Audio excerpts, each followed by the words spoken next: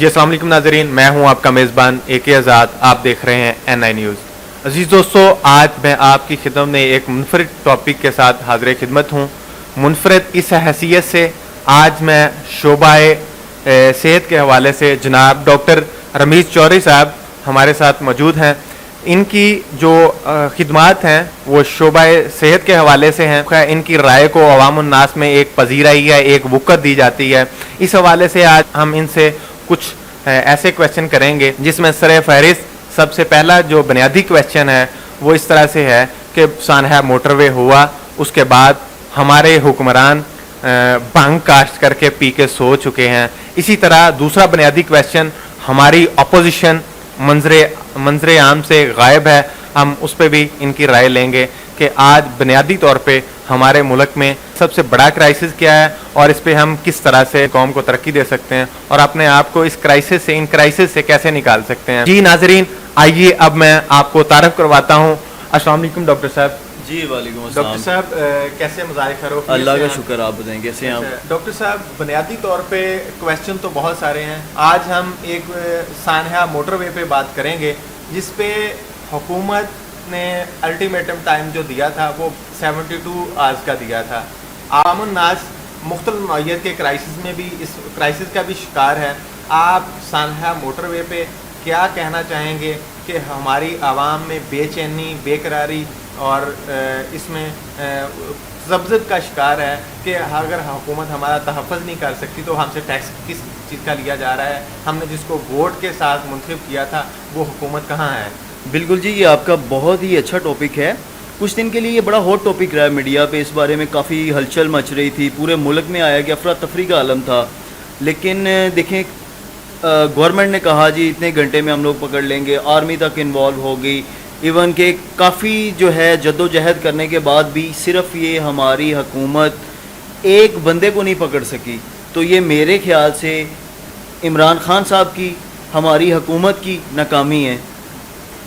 Sorry, آپ نے کہا ہماری ناکامی ہے، کیا ہمارے قانون نافذ کرنے والے اداروں کی ناکامی؟ بالکل بالکل ڈیفینیٹلی ہمارے سی سی پی او صاحب کو، ہمارے جو بھی متعلقہ ادارے ہیں، جو بھی ان کو پکڑنے میں جن کا رول تھا، لیکن کسی نے معذرت کے ساتھ میں یہاں پہ سی سی پی او لاہور کا آپ نے ذکر کیا. سی سی پی او لاہور نے تو اپنی ماؤں اور بہنوں سے تو کہہ دیا تھا کہ آپ خود گھر سے باہر نہ نکلیں. انہوں نے تو اس عورت پہ بھی طنز کیا. بہت غلط بات ہے یہ. ایسا تو بالکل نہیں کہنا چاہیے تھا. دیکھیں پھر ہم اپنے آپ کو غیر محفوظ سمجھیں، ہم اپنے گھروں سے نہ نکلیں کہ ہم لوگ گھروں میں قید ہو کے رہ جائیں.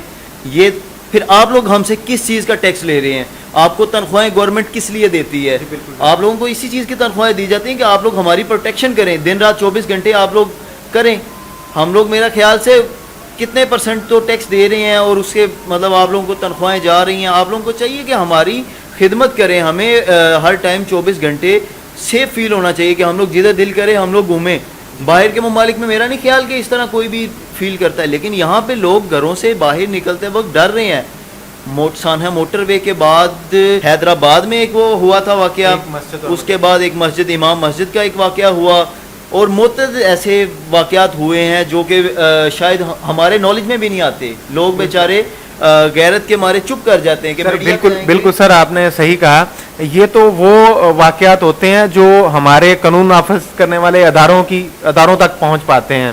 ایک تو آپ نے کہا کہ لوگ خود شرم کے مارے، دوسرا قانون نافذ کرنے والے ادارے ان سائل ہوتا ہے اس کو اس قدر ڈرا دیتے ہیں، اس کے اندر اتنا خوف پیدا کر دیتے ہیں کہ وہ ان تک رسائی. بالکل جی صحیح آپ کہہ رہے ہیں کہ ہمارے ہاں جو تھانہ کلچر ہے، جو ہمارے ہاں عدالتی نظام ہے، عدالتوں میں بلا کے مدعی کو ایسے سوالات پوچھے جاتے ہیں کہ وہ بیچارہ شرم کے مارے جانا ہی پسند نہیں کرتا. اس کو چکر لگوا کے، اس کو میڈیا پہ فیمس کر کے، جس کو کوئی ٹاپک جس کو کچھ نہیں پتا ہوتا وہ اٹھا کے اس کے بارے میں بات کرنا شروع کر دیتا ہے. فیس بک پہ، واٹس ایپ پہ میسیج چل رہے ہوتے ہیں. تو یار میرا خیال ہے کہ اس چیز کو بند ہونا چاہیے، بجائے اس معاملے کو اٹھانے کے کہ اگلا بندہ بیچارہ شرم کے مارے بولنا ہی بند کر جائے.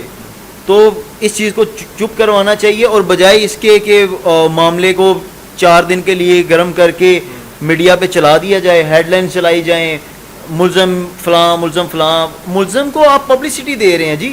آپ تو بجائے ملزم کو وہ بلیک لسٹ کرنے کے اس کو جو ہے اپنی ہٹ لسٹ پہ لانے کے آپ اس کو ایک ہیرو بنا دیتے ہیں, آپ اس کو ایک ڈون بنا دیتے ہیں کہ یہ تو پاکستان میں بڑا ہی پہنچا ہوا بندہ ہے, اس کے نام کے پوسٹر لگا رہے ہیں, اس کے نام کو بہت زیادہ وہ ایسے بچے کی زبان پہ نام ہوتا ہے. تو دیکھیں ہمارے معاشرے میں بچے جب دیکھتے ہیں کہ یار وہ بندے کی بڑی ٹی وی پہ چل رہی ہے, تو وہ یہی سوچے گا, ایک چھوٹا بچہ سوچے گا کہ یار وہ بندہ تو بڑا فیمس ہے, ٹی وی پہ اس کی. جی بالکل سر, سوری میں آپ کی بات کاٹ رہا ہوں.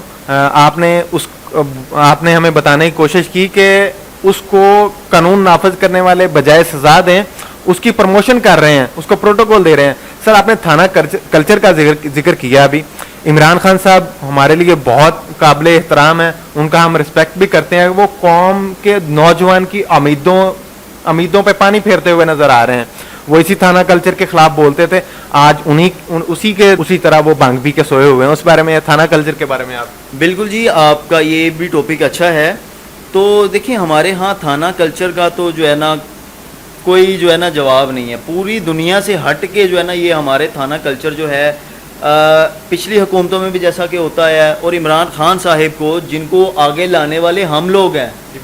میں خود بتا رہا ہوں کہ جو ہمارے ینگ ڈاکٹرز تھے, جو ہمارا ینگ جنریشنز تھی, جو ہمارے اسٹوڈنٹ فیڈریشن تھے, یہی ان لوگوں کو اس کو آگے لائے ہیں. اس کے ورنہ یہ لوگ سپورٹ نہ کرتے تو آج عمران خان کچھ نہیں ہوتا, یہ بیچارہ تبدیلی کے نعرے لگا رہا ہوتا.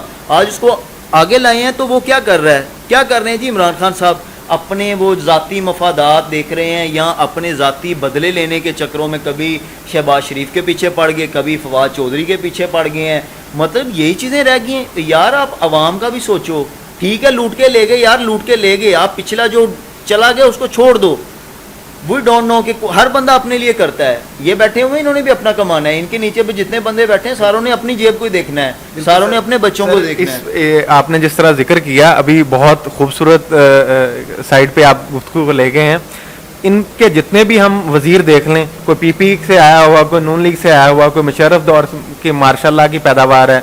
اس پہ سر ہم کیا کریں؟ عمران خان نوجوان کو بالکل مایوس کر رہا ہے. ہم کہاں پہ سروائیو کریں, یا قوم کس کی طرف آئندہ کے لیے کیا دیکھے کہ اپوزیشن کی طرف دیکھنا شروع کر دے, ماشاء اللہ کے لیے دعائیں کرنا شروع کر دے, یا عمران خان کے پیچھے ہی پڑی رہے کہ 3 سال تو گزر گئے, بقیہ 2 سال رہتے ہیں؟ دیکھیں جی موجودہ حکومت نے بہت زیادہ ڈس اپوائنٹ کر دی ہے.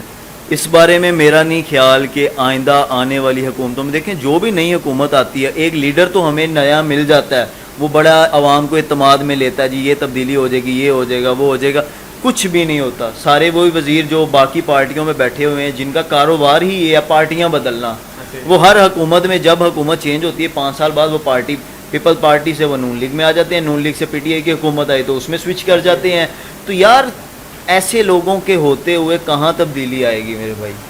یہ لوگ نہیں, مجھے مشکل لگ رہا ہے کہ تبدیلی آنا بہت سر میرا ٹائم کی قلت کی وجہ سے میرا یہ آج کا آخری سوال ہوگا. سر ہم بیسیکلی کہتے ہیں کہ جیسی عوام ہوتی ہے ویسے حکمران آپ پہ مسلط کر دیے جاتے ہیں. بیسیکلی عوام میں شعور پیدا کرنے کے لیے ہمیں کن بنیادوں پہ کام کرنا چاہیے؟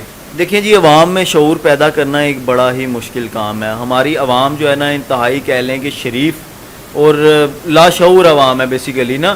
اور لاشعور بھی کس لیے کہ ہمارے جو سیاستدان ہیں, ہمارے اوپر جو بھی مطلب لوگ بیٹھے ہوئے ہیں, وہ سارے ان کو کچھ سمجھنے ہی نہیں دیتے. عوام تو بیچاری مہنگائی سے تنگ ہے, وہ کیا سمجھے گی کہ کیا چل رہا ہے کیا نہیں چل رہا. کون سیاست کے بارے میں سوچے گا, کون کس چیز کے بارے میں سوچے گا؟ کس کو خیال ہے کہ عمران خان کیا کر رہا ہے, کس نے, کون سوچ رہا ہے کہ ملزم عابد علی پکڑا گیا یا نہیں پکڑا گیا؟ یار غریب بندہ تو وہ بیچارہ اپنی روزی روٹی کو دیکھ رہا ہے کہ شام تک آیا کہ میرے گھر کا کرایہ پورا ہوگا کہ نہیں, میرے بچوں کی اسکول کی فیسیں جائیں گی یا نہیں. وہ بیچارہ کہاں دیکھے گا ملک کے حالات, وہ کہاں تبدیلی کے چکروں میں جائے گا, وہ کہاں تھانہ کلچر میں پڑے گا. تھانہ کلچر میں پڑے گا تو جو اس کے بعد بیچارے کے پاس ہے وہ بھی لٹ جائے گا. جو اس کی عزت ہے تھانے میں جائے گا یا کہیں کچہریوں میں جائے گا تو جو رہا سہا وہ بیچارہ وہ بھی گوا کے بیٹھ جائے گا. اور پھر کیا ہوتا ہے, ایک غریب بندہ خودکشی کر لیتا ہے. جی بالکل. آج ہم ڈاکٹر رمیز احمد چوہری صاحب کے ساتھ موجود تھے. ان کی گفتگو کا اگر میں نچوڑ نکالوں, انہوں نے ادارہ جاتی ہمارا جو سسٹم ہے, ادارہ جاتی ہمارا نظام ہے, اس کی توڑ پھوڑ کی طرف اشارہ کیا ہے. انہوں نے بتانا ہمیں یہ چاہا کہ کوئی بھی قوم ادارہ جاتی سسٹم کے تھرو ہی ترقی کرتی ہے. بدقسمتی یہ ہے اس قوم کی, آج ہمارے ہاں کوئی بھی ادارہ اپنا کام نہیں کر رہا, خواہ وہ ہمارا قانون نافذ کرنے والے ادارے ہوں, تعلیم و تدریس سے متعلقہ ادارے ہوں, یا امپلیمنٹیشن کروانے والے जिनमें हमारी पार्लियामेंट, असम्बलीज और दीगर मामलात तय करने वाले लोग हैं, सब के सब अगर मैं ये शेर से इस बात का इख्तिताम न करूं तो मैं करब में रहूंगा, हर शाख पे उल्लू बैठा है तो अंजाम गुलस्तां क्या होगा। मैं हूं आपका मेज़बान AK आज़ाद, अल्लाह निगहबान।